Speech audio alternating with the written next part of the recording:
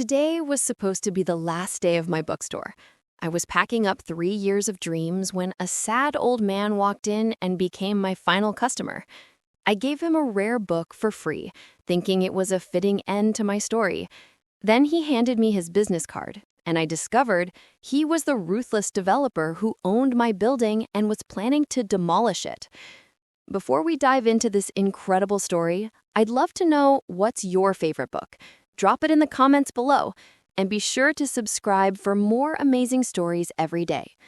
Now, let me take you back to the day I thought my dreams were ending. The morning sun streamed through the windows of chapter and verse, casting long shadows across the empty shelves that had once held my entire world. I stood in the middle of my bookstore, surrounded by cardboard boxes and the remnants of a dream that was officially ending today. 3 years.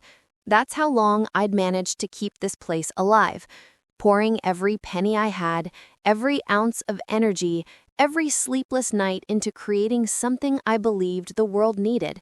A real, honest-to-goodness, independent bookstore in an age when everyone bought their books online. "You're being naive, Olivia," my sister had warned me when I'd first signed the lease. "Physical bookstores are dying. Online shopping killed them all." "Not all of them," I'd insisted. "People still want to touch books, smell them, discover something unexpected." I'd been wrong. Or maybe I'd been right about what people wanted, but wrong about what they were willing to pay for. The numbers didn't lie. Despite my carefully curated selection, my cozy reading nooks, and my weekly book clubs and author events, I was hemorrhaging money. The rent had increased twice in 3 years, online retailers were undercutting my prices by 30%, and my customer base was shrinking every month. Yesterday, I'd sold my last book to Mrs. Owl, a regular customer who'd been coming in since my opening day. She'd bought a cookbook and given me a hug that lasted longer than usual. "I'm going to miss this place, dear," she'd said, tears in her eyes. "It won't be the same neighborhood without chapter and verse." "I'm going to miss it too," I'd replied, trying not to cry in front of her. Now, on this gray October morning, I was alone with my boxes and my regrets. The moving truck would arrive at noon to take my remaining inventory to a storage unit. Tomorrow, the space would be empty, waiting to be demolished and given space to a luxurious condo. I picked up a copy of The Bookish Life of Nina Hill from the returns pile and smiled sadly. It had been one of my hand-sell favorites, a book I'd recommended to dozens of customers who'd fallen in love with her quirky heroine and her devotion to books. Now it would go back to the distributor, along with hundreds of other stories that had never found their readers. The bell above the door chimed, and I looked up in surprise. I'd already flipped the sign to closed and locked the door. But there, standing in my doorway, was an elderly man in an expensive-looking charcoal gray coat. "I'm sorry," I called out, "but we're actually closed. Today was our last day." The man stepped inside, removing his hat to reveal silver hair and kind eyes behind wire-rimmed glasses. He was probably in his 70s, with the bearing of someone who'd been successful in life but carried a weight of sadness around his shoulders. "I know," he said quietly. "I saw the sign in the window. I was hoping I might browse for just a few minutes. I've been meaning to visit this place for months, and I'd hate to miss my chance entirely." Something in his voice, a genuine love for books perhaps, or the same melancholy I was feeling, made me nod. "Of course, though I'm afraid most of the good stuff is already packed away."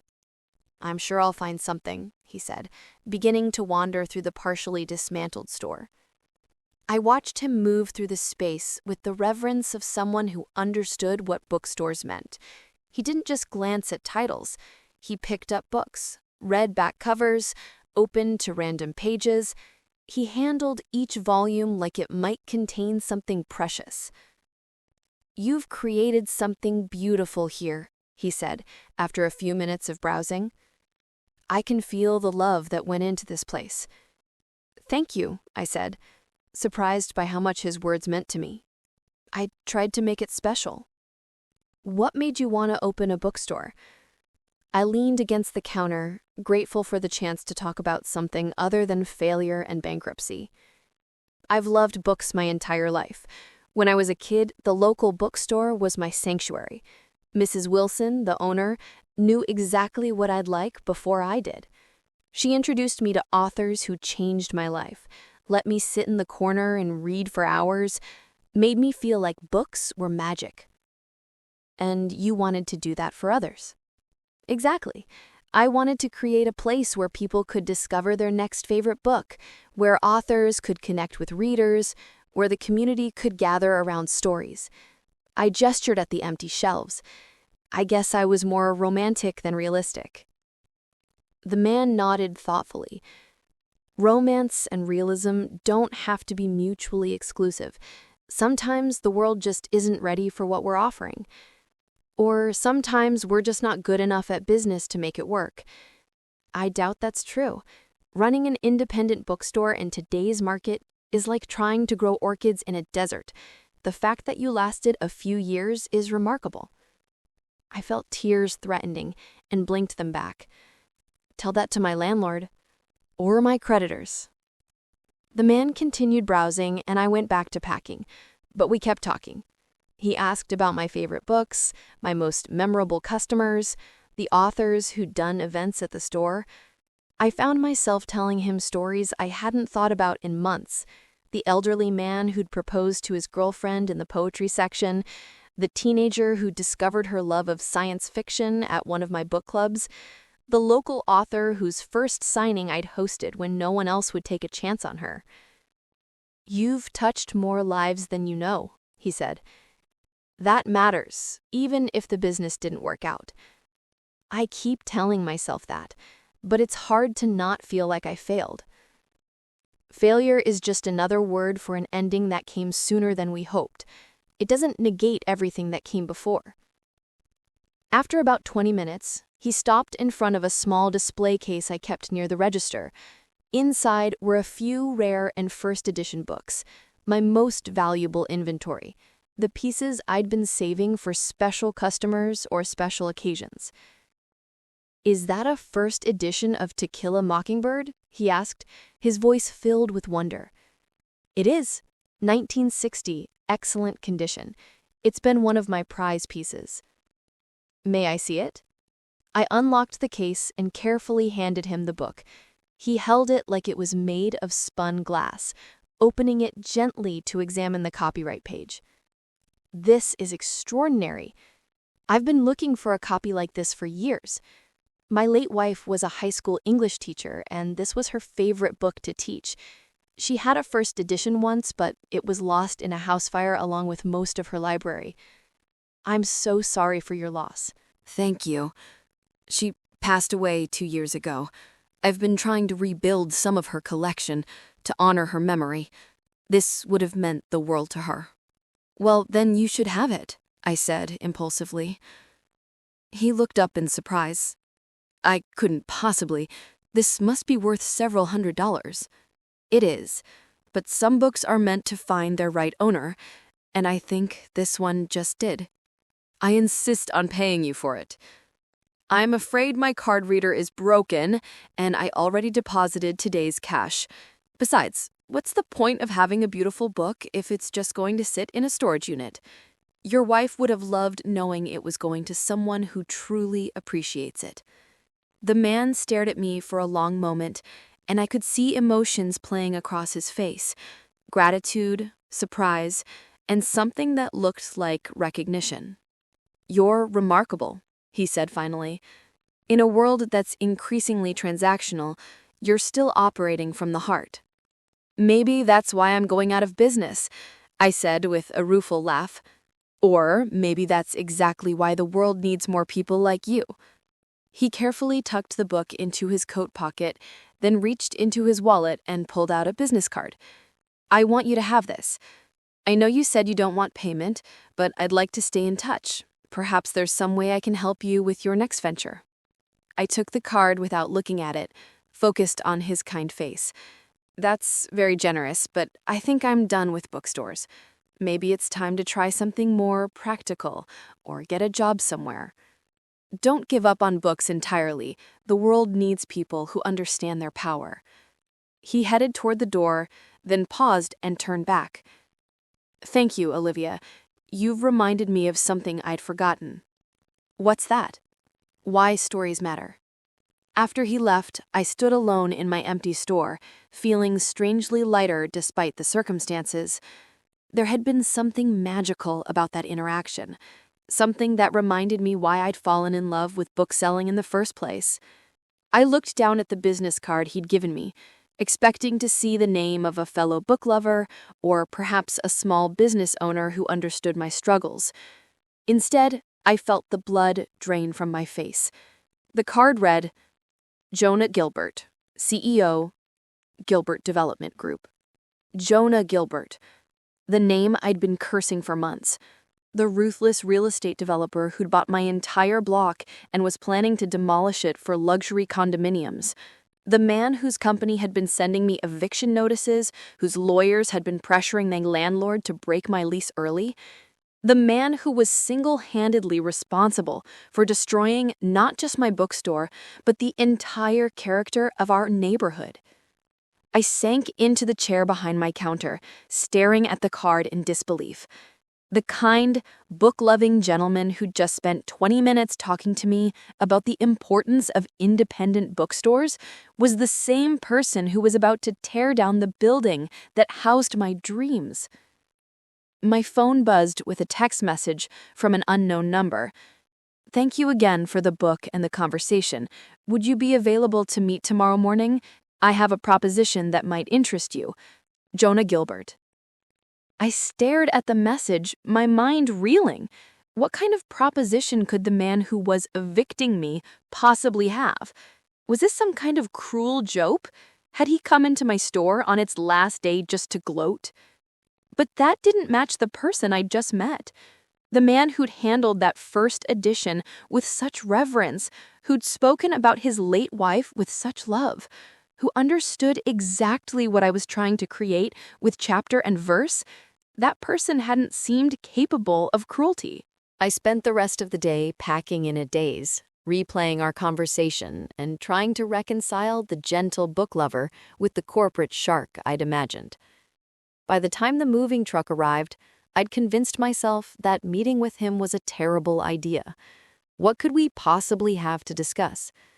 But curiosity won out over caution. That evening, I texted back, I'll meet with you, but I can't imagine what we have to talk about. His response came immediately. More than you might think.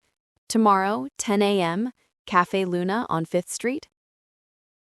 The next morning, I arrived at Cafe Luna 15 minutes early, nursing a coffee and trying to prepare myself for whatever this meeting would bring.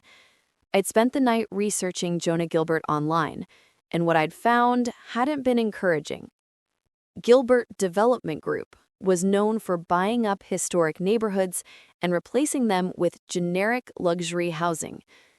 Jonah Gilbert himself was described in business journals as ruthlessly efficient and uncompromising in his vision. There were photos of him at groundbreaking ceremonies, always in expensive suits, always looking confident and slightly cold. None of those photos matched the man who'd browsed my bookstore with such gentle appreciation. At exactly 10 a.m., Jonah walked into the cafe. He spotted me immediately and approached with what looked like nervous energy.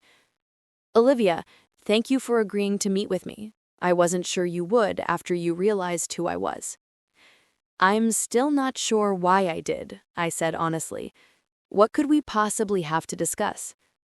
He sat down across from me, ordering a black coffee from the waitress before turning his full attention to me. I want to start by apologizing, he said. I should have told you who I was yesterday, but I was so enchanted by your store, by our conversation, that I didn't want to ruin the moment. So, you knew I was the owner of the store, and you knew you had just bought the whole quarter, and you knew you were the one forcing me to close my store, right? I knew you were the owner of chapter and verse. Yes, I'd been meaning to visit your store for months, but I kept putting it off. When I saw the closing notice, I realized it was my last chance. Why did you want to visit? Jonah was quiet for a moment, stirring his coffee thoughtfully. Because 30 years ago, I was a lot like you. What do you mean? I mean, I was a young man with a head full of dreams and a heart full of stories. I wanted to be a writer, Olivia. I spent my 20s working on novels that never got published, short stories that never found homes, poems that never saw the light of day. I studied his face, trying to imagine this successful businessman as a struggling artist.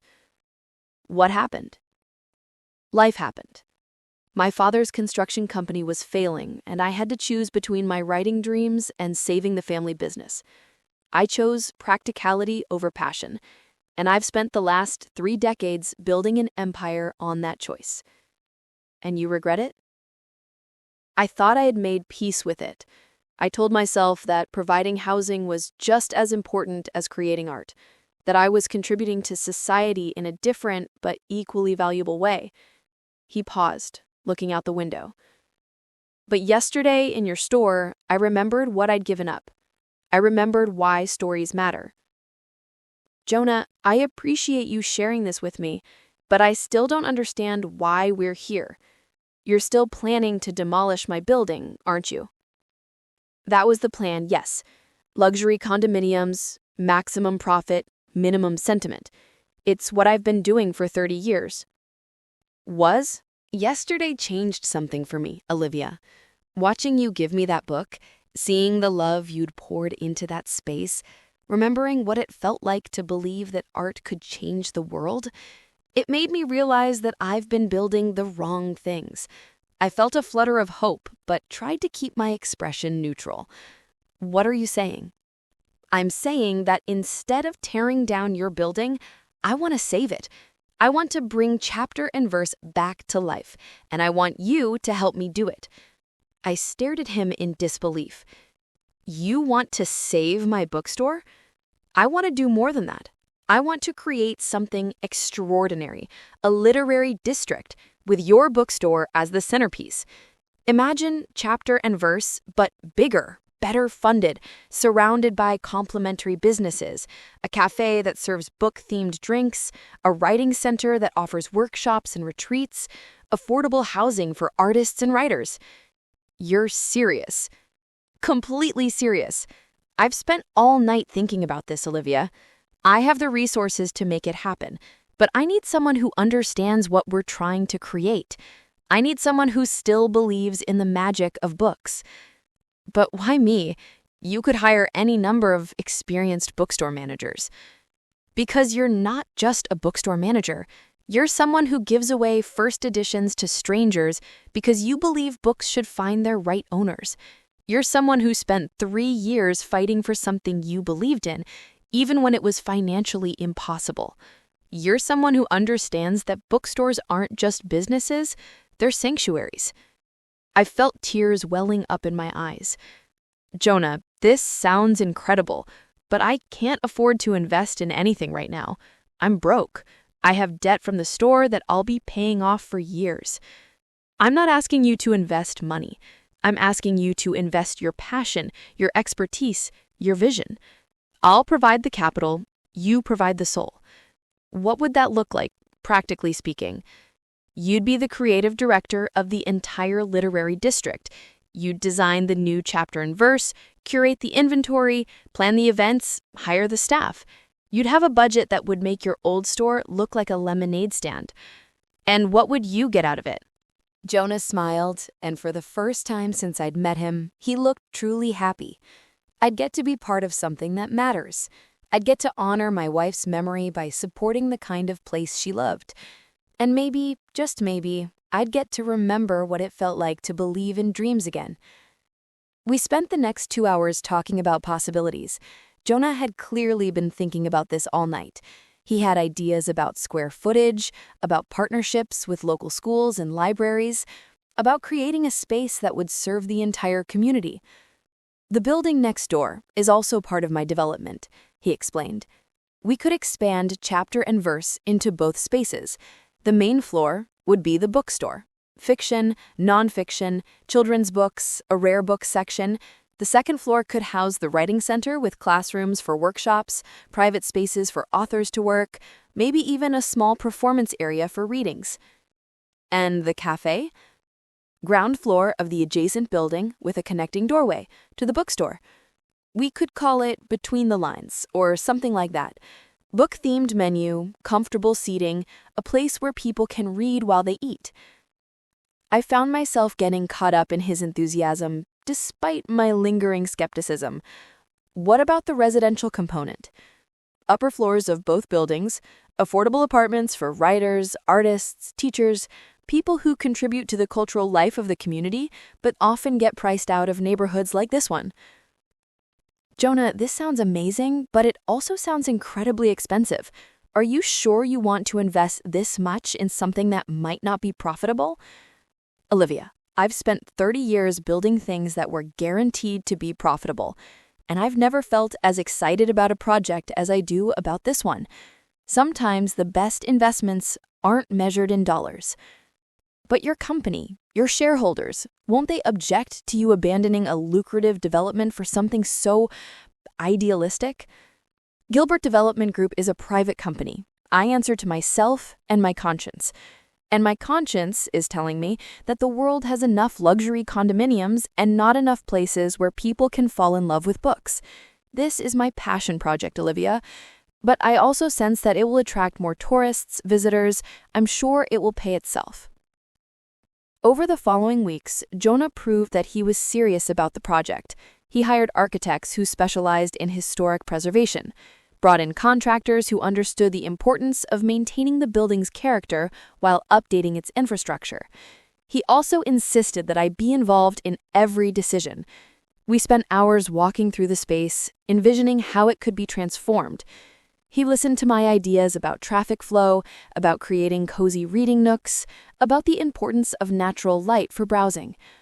I want people to feel like they're entering a sanctuary, I told him as we stood in what would become the main fiction section.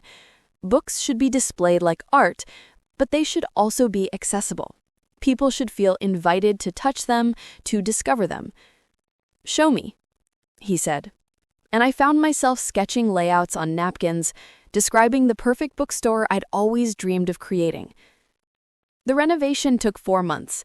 During that time, Jonah and I met almost daily, sometimes to discuss business details, but often just to talk about books.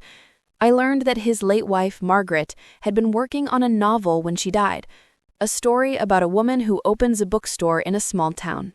She would have loved this project, he told me one afternoon as we watched workers installing custom-built shelving. She always said that bookstores were proof that people still believed in magic. What happened to her novel? It's unfinished. I have her notes, her drafts, but I could never bring myself to read them. Too painful. Maybe someday you'll be ready. Maybe we could even publish it through the store. A small press run, something to honor her memory. Jonah looked at me with surprise. You'd do that? Of course. That's what bookstores are for, helping stories find their way into the world. The new chapter and verse opened on a crisp spring morning, exactly 1 year after the old store had closed. The line of customers stretched around the block, a mix of old regulars who'd missed the store and new faces drawn by the media attention our unusual story had generated. Mrs. O.L. was my first customer, just as she'd been my last customer at the old location.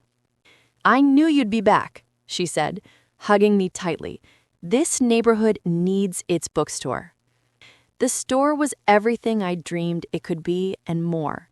The main floor housed 50,000 carefully curated titles, with reading nooks tucked into every corner, and a children's section that looked like a fairy tale forest. The second-floor writing center was already booked solid with workshops and author residencies. Between the Lines Cafe was bustling with customers who lingered over coffee and books, and the apartments upstairs were home to a community of artists who'd already begun collaborating on projects and supporting each other's work.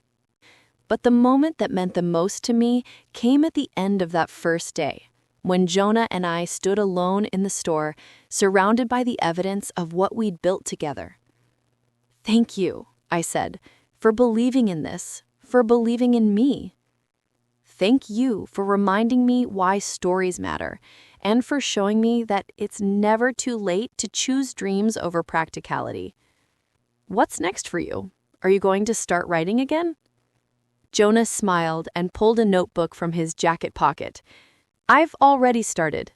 Margaret's story gave me the beginning, but I think I'm ready to write the ending myself. What's it about? It's about a woman who opens a bookstore and changes an entire community. It's about the magic that happens when people choose to believe in something bigger than profit margins. It's about second chances and the power of a single act of kindness. Sounds like a bestseller to me. We'll see. But either way, I know exactly where I want to have my book signing. 2 years later, Chapter and Verse had become more than just a bookstore. It was the heart of a thriving literary community. We hosted author events almost every night, our writing workshops had waiting lists, and the cafe had become a gathering place for book lovers from across the city. Jonah's novel, The Last Customer, was published by a major house and became a surprise hit, with readers drawn to its authentic portrayal of small business struggles and the transformative power of human connection. His book signing at Chapter and Verse drew hundreds of people, including several publishers who were interested in starting a small press imprint focused on literary fiction. You know what the best part is? Jonah said to me after the signing as we cleaned up the store together. What's that? Margaret would have loved this. All of it. The store, the community, the fact that her unfinished story helped inspire something beautiful. She's part of this place, I said. Every book we sell, every author we support, every reader who discovers their new favorite story here, she's part of all of it. And so are you. You saved more than just a bookstore, Olivia. You saved a dream that I thought was dead. We saved it together. As I locked up the store that night, I thought about the journey that had brought us here. A year and a half ago, I'd been packing up my failed dreams, convinced that the world had no place for independent bookstores or the people who believed in them. Now, I was surrounded by proof that dreams don't die. They just wait for the right moment, the right partnership, the right act of faith to bring them back to life. The first edition of To Kill a Mockingbird that I'd given to Jonah sat in a place of honor behind the register, a reminder that sometimes the most important transactions aren't about money at all. They're about recognizing kindred spirits, about choosing generosity over self-interest, about believing that books and the people who love them can change the world. Chapter and Verse was more than just a bookstore. It was proof that when you operate from the heart, when you believe in the power of stories to connect us all, magic can happen in the most unexpected ways. And sometimes your last customer turns out to be the first chapter of an entirely new story. An absolutely beautiful story about second chances, the power of books, and how acts of kindness can transform not just individual lives, but entire communities. What's your favorite book? Share it in the comments below. If this story of dreams reborn, unexpected partnerships, and the magic of independent bookstores touched your heart, please hit that like button and subscribe for more incredible stories about following your passion and finding hope in unexpected places. Don't forget to click the notification bell so you never miss an upload. Thanks for watching, and we'll see you in the next one.